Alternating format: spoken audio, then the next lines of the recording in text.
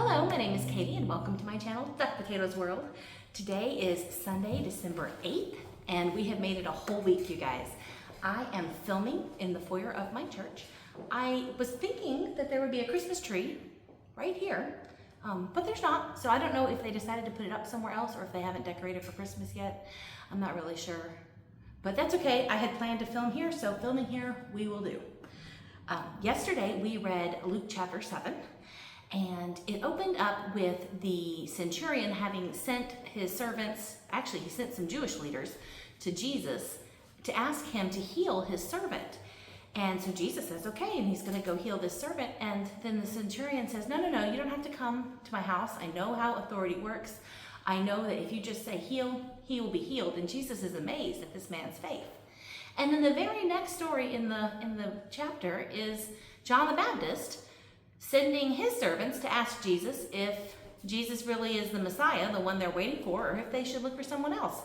So I thought, how funny that we have these two stories. I mean, I've known these stories forever. They're not new to me, but I just never thought about how they're positioned in the Bible, one right after the other.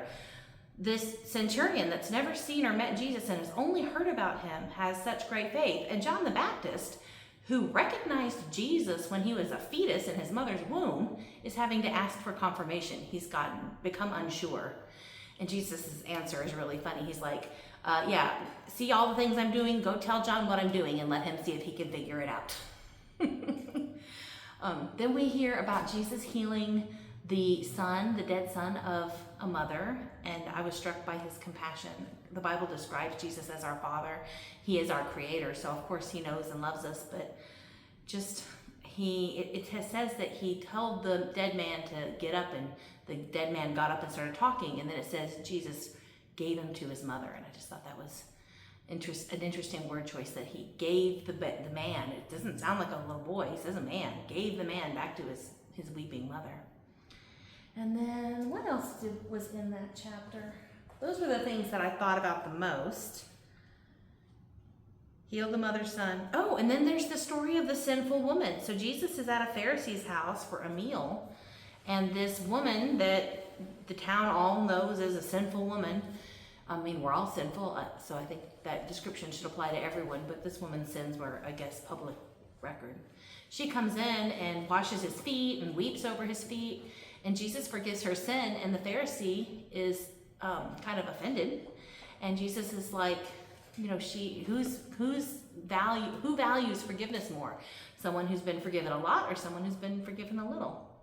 And I think that no matter what our sins are, we've all been forgiven a lot, because I don't think any of us sin just a little.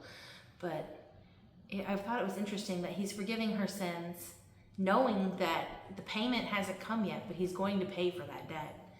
He doesn't forgive them willy-nilly. It's not just, oh, don't worry about it. There's a debt there. A legal transaction has to be taken. Something has to pay what she owes, and he is going to pay it, and he knows he's going to pay it. This is an interesting moment. And that brings us to our Advent yard. So I will show you yesterday, day 6's work.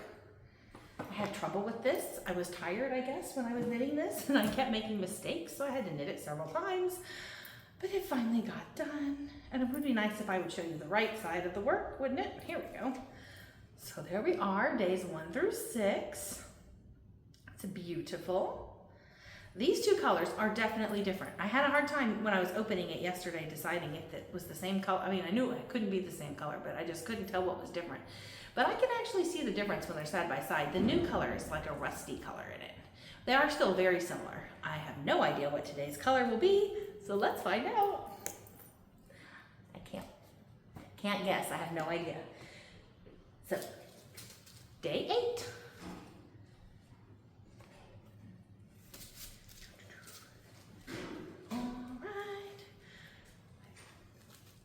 She's mean tying all these little things on here. It makes it really hard to get into. There we go. Ooh, look at that. It is getting kind of a rustier, almost an orange color. Sticker from the bottom of the bag. I love it.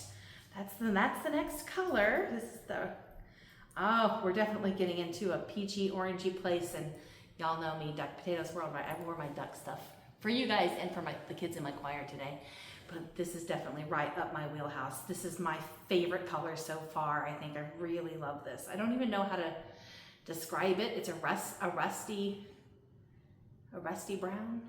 I don't know. I like it a lot. Can't wait to put it in my project. All right, everybody. So keep working on your projects. Definitely comment below and tell me. Oh, I forgot. There's a goodie in there. I forgot about. I'm so excited about the art. I forgot the goodie. Ooh, I love these little things. These are these little hazelnut. I can't say the name of this company or brand. It's like Preorder or something like that. It has a bunch of R's in it. But I know it's a hazelnut in there, and that'll be yummy to eat later. Actually, I'll leave it in there. All right, well, listen, I am going to go knit and enjoy the rest of my Sunday, and you guys have a very Merry Christmas.